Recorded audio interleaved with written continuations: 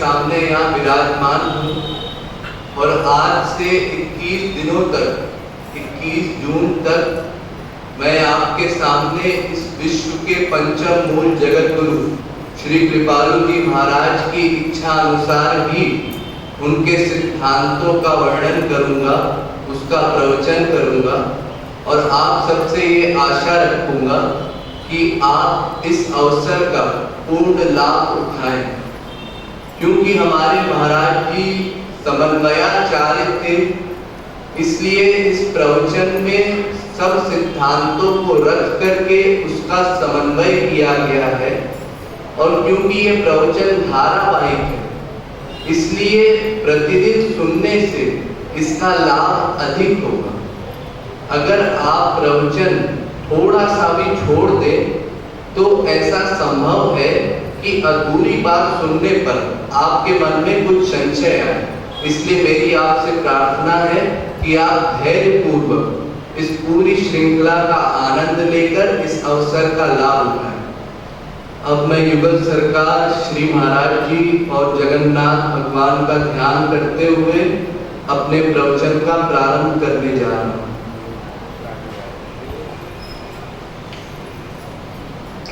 वेद में श्वेतश्वरोपनिषद के 3 अध्याय के 8वें मंत्र में भगवान ने कहा, तमेव विदित्वा तिमृत्युमेति नान्यः पंथा विद्यते यनानि। अर्थात उसको जानकर ही यह मृत्यु से उत्तीर्ण हो सकता है, अन्य कोई मार्ग नहीं। उसको जानकर का मतलब क्या? वह कोई पर्सनैलिटी है और उसको जानने वाली भी कोई पर्सनैलिटी है, और जिससे पार होना है हमको, वो भी एक पर्सनैलिटी है। यानी इस वेद मंत्र में 3 तत्व बताए गए हैं। कौन से 3 तत्व? सबसे पहले उसको जानकर, वह कौन है? वह भगवान है, सुप्रीम पावर, परात्पर शक्ति, परमात्मा, भगवान, गॉड, खुदा, अल्लाह, अनेक नाम है उसके, अनंत नाम रूपा है। और उसको जानकर, ये जानने वाला व्यक्ति कौन है? ये हम सब लोग, जीवात्मा। इसके भी अनेक नाम है, शास्त्रों में आपको सब विषय क्रम से बताया जाएगा। और जिससे पार होना है वो क्या है? वो एक तत्व है, उसका नाम है माया, जो हम पर हावी है, भगवान की शक्ति है।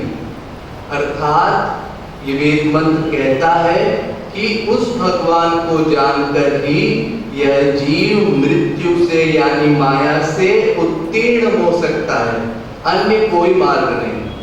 बस यही विषय आपको 21 दिन तक समझाया जाएगा। हाँ, तो देखिए, ये वेद मंत्र कहता है उसको जानकर ही शब्द लगा है, लेकिन मैं आज आपके सामने यह सिद्ध करने जा रहा हूं कि उस ईश्वर को हम लोग समस्त जीव जानते ही नहीं है, मानते हैं अपना, और मानते नहीं है, उनसे तो हमारा अनन्य प्रेम है। देखिए, बहुत सावधान होकर के सुनिएगा और प्रत्येक शब्द पर ध्यान दीजिएगा, घबराइएगा नहीं, क्योंकि सारांश ये है कि हम सब शाश्वत आस्तिक हैं, सदा आस्तिक हैं। कोई भी जीव अनंत कोटि कल्प प्रयत्न करके भी एक क्षण को नास्तिक नहीं हो सकता। अब आप में से कुछ लोग सोच रहे होंगे, ये कैसी बात है? हम तो संसार में देखा करते हैं, हर गली में, हर मोहल्ले में, अरे हमारे घर में कुछ ऐसे पागल भी हैं जो बिल्कुल नास्तिक हैं। बाप कहता है ना, बेटा नालायक निकल गया, ये हमारी बीवी बेकार आ गई, शादी बेकार हो गई, ऐसा हो गया, वैसा हो गया। तो घर घर में नास्तिक घुमा करते हैं। आप कैसे कहते हैं कोई नास्तिक हो ही नहीं सकता? चलिए और गंभीरता से विचार किया जाए। वाल्मीकि रामायण में वाल्मीकि जी कहते हैं, लोके नहीं सविधेत यो न राम मनुव्रता। अर्थात विश्व में न कोई ऐसा जीव था, न है और न होगा जो राम का अनुव्रत ना हो। अनुव्रत माने क्या होता है? पक्का भक्त हो, कंप्लीट सरेंडर हो गया हो, पूर्ण शरणागति हो, ऐसा भक्त। हम सब ऐसे भक्त हैं, जी हाँ। अरे विश्वास नहीं होता, लेकिन वाल्मीकि जी की बात है, फिर क्या किया जाए? और गंभीरता से विचार किया जाए, क्योंकि संसार में तो हम देखा करते हैं कि सब प्रकार के तत्व होते हैं। एक अच्छा होता है तो एक बुरा भी होता है, एक दिन होता है तो एक रात भी होती है, एक देव है, एक असुर है, एक पुण्य है, एक पाप है।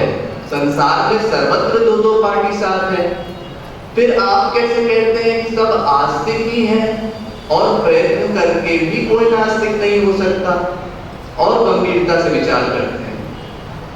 देखिए, इस जगत में कुछ भी हलचल चल रही है, कुछ भी हरकत होती है, कुछ भी मूवमेंट होती है, हम कोई भी वर्क करते हैं, क्यों करते हैं?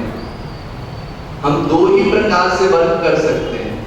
एक तो मानसिक कर्म, मन से सोचते हैं, प्लानिंग करते हैं, और एक मानसिक प्लस शारीरिक कर्म, यानी मन से सोचते भी हैं और वर्क भी करते हैं, प्रैक्टिकल। लेकिन ऐसा क्यों? सीधा सा सिद्धांत है, वो क्या? प्रयोजन मनुष्य मंडोपी न प्रवर्तते। दर्शन शास्त्र का ये सिद्धांत है कि कोई मूर्ख से मूर्ख व्यक्ति भी बिना प्रयोजन के कोई वर्क नहीं कर सकता। अर्थात हम सब लोग जो भी कर्म करते हैं, उन सबका एक एम होता है, एक उद्देश्य होता है। बिना उद्देश्य के कोई कर्म नहीं हो सकता। और यहाँ तक कि ये जो पागल खाने में रहने वाले पागल होते हैं, इनका भी प्रत्येक कर्म प्रयोजन से होता है। अब आप कहेंगे